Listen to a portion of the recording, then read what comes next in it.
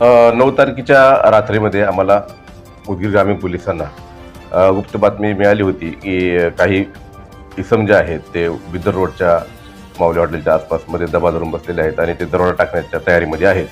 त्या संबंधानं माहिती मिळाल्यानंतर आमच्या DB पथक आणि PSI देवकते, नाना शिंदे, चौले, नागरगोजे हे सर्व जे आमचे DBचे अंमलदार आहेत ते सदर ठिकाणी गेले आणि त्या ठिकाणी जाऊन पाहिले असता त्यांना नमूद जे इसम आहेत ते संशयितरित्या मिळून आले.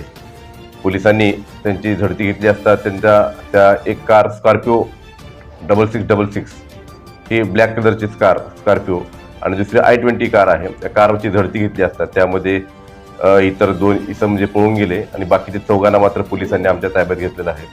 त्याच्यामध्ये पाहणी केली असता आम्हाला जवळपास 4,15,000 अशी रोख रक्कम, त्याचबरोबर इतर जे आहे हत्यारं, त्यामध्ये 2 गुप्त्या, 1 तलवार, 1 चाकू आणि 1 मिरचीची पूड अशी आम्हाला मिळालेली आहे. यातील आरोपी जे आहेत अजय विजयकुमार पांढरे, बादल वाघमोडे, राहुल सावंत आणि महादेव धोंडीराम गोमारे हे आहेत.